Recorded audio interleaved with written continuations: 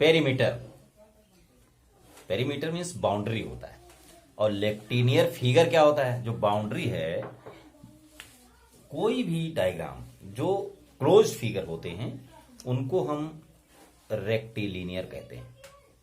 तो आज हम बताएंगे जो रेक्टिलिनियर फिगर हैं उनका पेरीमीटर हम कैसे निकालते हैं। तो कैसा चित्र है वो, ये भी तो है।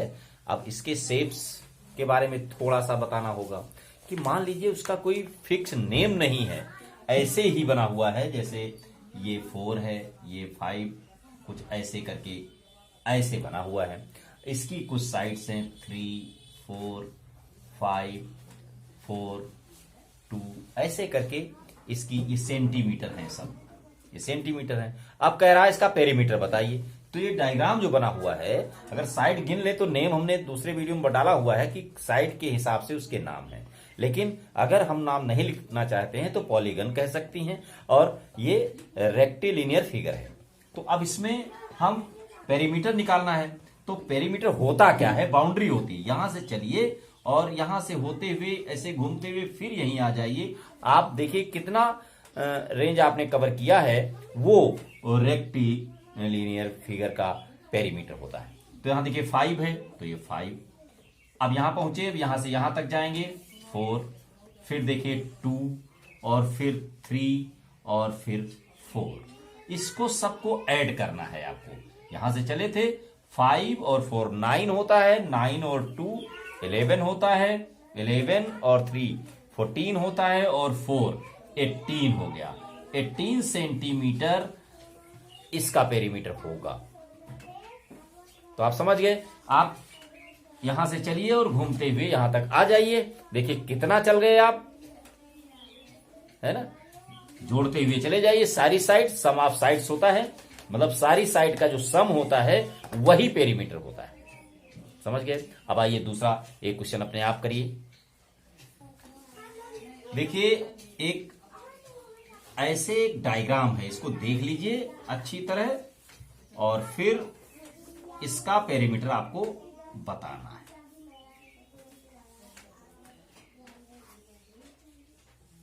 ये बन गया। अब ये थोड़ा बड़ा कर लीजिए, नहीं तो बराबर लगेगा आपको, तो थोड़ा ये इसको यहां तक कर लीजिए।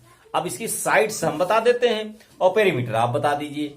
तो ये करके देखिए कैसे हम करते हैं। जैसे यहां से यहां तक ये है 4 सेंटीमीटर। सेंटीमीटर सब में है, ध्यान रखना, हम लिख नहीं रहे हैं, केवल 4 लिखा है। 4 का मतलब 4 सेंटीमीटर। 4 सेंटीमीटर है। इसकी जो चौड़ाई है ये हर जगह पूरे में, इधर भी पूरा 4 है, ये भी 4 है। अब देखिए यहां से यहां तक ये जो लेंथ है ये 12 सेंटीमीटर है, और इधर यहां से लेकर के यहां तक ये 17 है, 17 सेंटीमीटर, और ये ऊपर जो है वो 18 है, 18 सेंटीमीटर। अब देखिए नीचे की जो लाइन है वो 10 है, ये 10 है। ये यहां से यहां तक ये है 8, और ये है 13, ये लाइन। अब देखिए सारी लाइनें आपको पता चल गई हैं। आप यहां से जैसे चलेंगे तो ये फिर ऐसे ऐसे यहां पर आएंगे, ये घूमते हुए फिर से जहां से चले थे वहां तक चलते रहिए, जोड़ते रहिए, और फिर देखिए कितना आता है। जो जोड़ करके आएगा वही पेरीमीटर है। अब इसमें कोई फार्मूला नहीं लगेगा, आपको सिर्फ ऐड ही करना है। सारे नंबर्स को ऐड करते हुए चले जाएंगे, लास्ट में रिजल्ट मिल जाएगा। जोड़िए और देखिए, अपने दूसरे मित्रों को भी कहिए देखें, और फिर मिलाइए दोनों लोग, देखिए किसमें कितना आया, किसका सही हुआ। ऐसे करके एक दूसरे से डिस्कशन कीजिए। कोई भी सवाल जब तुम्हें समझ में आ जाए तो उसको दूसरों को जरूर बताइए। इससे आपका पक्का हो जाएगा कि आप सवाल को कर सकते हैं। ये होमवर्क हो गया, इसको करिएगा।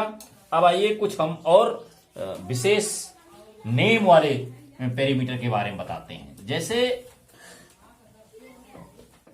कोई डायग्राम है स्क्वायर, एक स्क्वायर है। ऐसे स्क्वायर का मतलब होता है जिसकी चारों साइड बराबर होती हैं, रोम्बस में भी बराबर होती हैं और स्क्वायर में भी बराबर होती हैं। बस रोम्बस और स्क्वायर में एक फर्क होता है, एक डिफरेंस है। जानते हो क्या? क्योंकि स्क्वायर में सारे एंगल 90 डिग्री के होते हैं, 4 एंगल हैं, सब 90 डिग्री के होंगे, और इसमें नहीं, बराबर नहीं होते हैं। तो ये डिफरेंस है, वो थोड़ा तिरछा सा बना होता है कि एक एंगल छोटा है, देखिए ये बड़ा है। तो जब एंगल बराबर नहीं है तो वो स्क्वायर नहीं है। साइड जबकि बराबर है, देखिए साइड इसकी भी बराबर है, इसकी भी बराबर है। तो यहां से अगर चले तो 4 साइड है, चारों बराबर है, तो पेरीमीटर जो होता है स्क्वायर का वो क्या बनने वाला है? स्क्वायर का जो पेरीमीटर है और रोम्बस का भी, दोनों का भाई सम करना है, चारों साइड का सम ऑफ 4 साइड, 4 और ये साइड लिख दीजिए 4 साइड। एक साइड लिखिए, उसको 4 से मल्टीप्लाई कर दीजिए, यहां इंटू लगा लीजिए। जैसे एक साइड ये 4 सेंटीमीटर है तो ये हो जाएगा 4 इंटू 4, ये हो जाएगा 16 सेंटीमीटर। एक साइड पता हो स्क्वायर की या रोम्बस की तो उसका पेरीमीटर निकालने का फार्मूला है 4 से मल्टीप्लाई कर दीजिए, 4 से मल्टीप्लाई कर दीजिए, आपका जो रोम्बस होगा या स्क्वायर होगा उसका पेरीमीटर मालूम हो जाएगा। तो लीजिए एक सवाल घर से करिए कि जैसे मैंने बताया एक साइड है,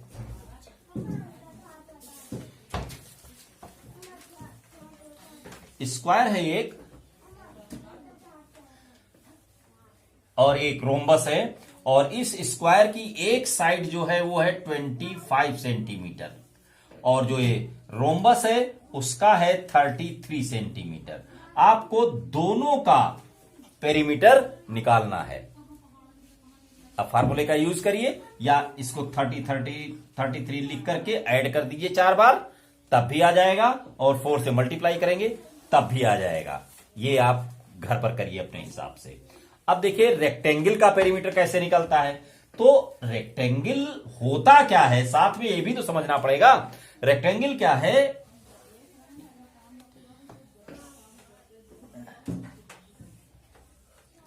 ये रेक्टेंगल है।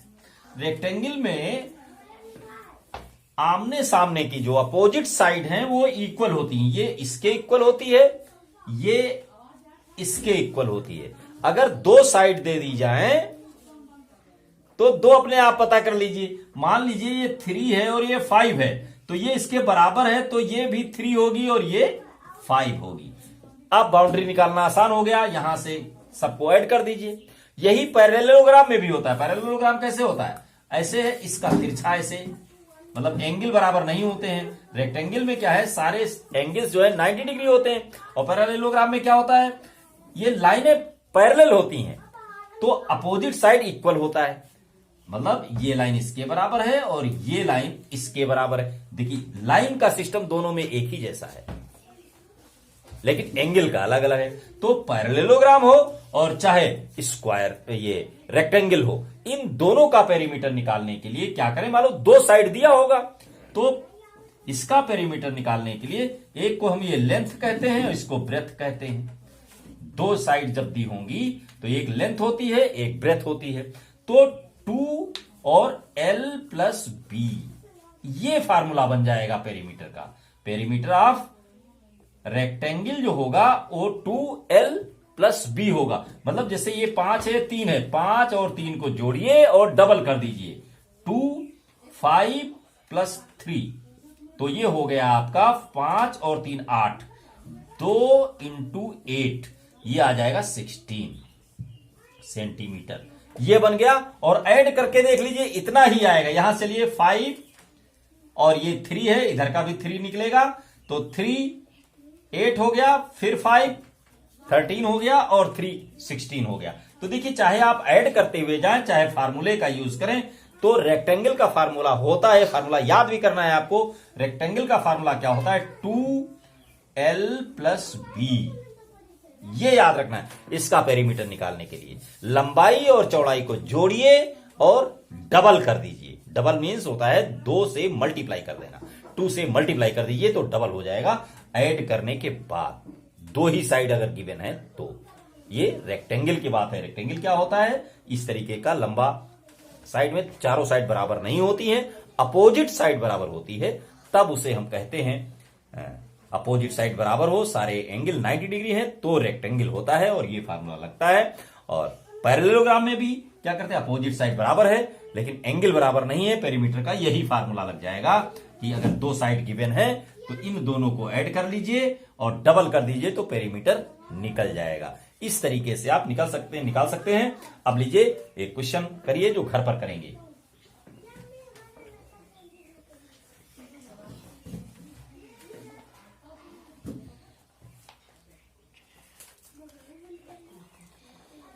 Find the perimeter of the rectangle whose side यानी L इज इक्वल टू है 30 सेंटीमीटर और B ये है आपका 16 सेंटीमीटर।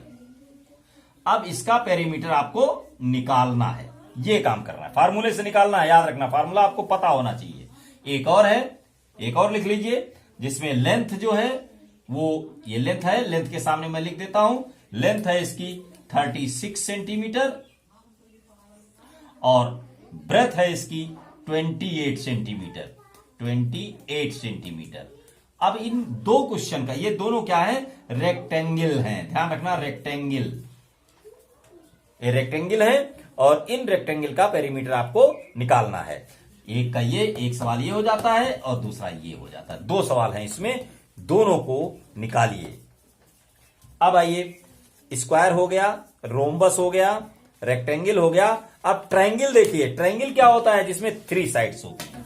कोई भी साइड हो, डायग्राम हो जिसमें 3 साइड्स हो, केवल 3 साइड्स ऐसे, तो ये जो होता है ये ट्रायंगल होता है। तो ट्रायंगल में देखिए पेरीमीटर का मतलब तो आप समझ ही लीजिए, यहां से तीनों लाइन का सम होता है।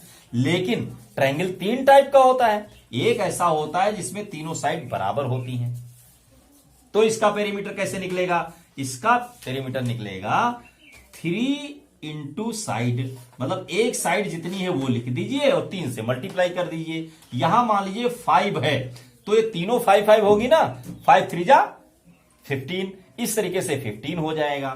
ये कब? जब इक्विलेटरल ट्रायंगल होगा, जब तीनों साइड जिसकी बराबर होती हैं तब। लेकिन अगर बराबर नहीं है तो क्या होता है? जैसे कोई ऐसे बना दिया डायग्राम, ये है 3, ये है 7, ये है 5, ये 8 हो गया, तो इस तरीके से बना हुआ है। तो आप इसमें 3 साइड को सम कर लें, सबको जोड़ लें, वही उसका पेरीमीटर होता है। अब जिसमें 2 साइड बराबर होती हैं, कभी कभी ऐसा भी ट्रायंगल होता है जिसमें 2 साइड बराबर हैं और तीसरी नहीं बराबर है, ये साइड इसके बराबर है और 2 साइड दी गई हैं, ये 5 है, ये 6 है, तो अपने आप जान लीजिए कि ये भी 5 होगा। तो 5 5 10 और 6 16, इस तरीके से आप पेरीमीटर ऑफ ट्रायंगल निकाल सकते हैं। तो लीजिए एक मैं क्वेश्चन दे रहा हूं, इसको आप घर पर निकाल करके देखिए।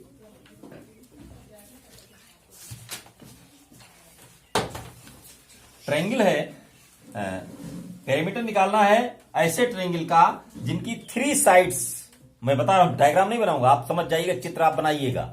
कैसे? जैसे एक सवाल है जिसकी एक साइड है 16 सेंटीमीटर और दूसरी साइड है 18 सेंटीमीटर और तीसरी साइड है 24 सेंटीमीटर।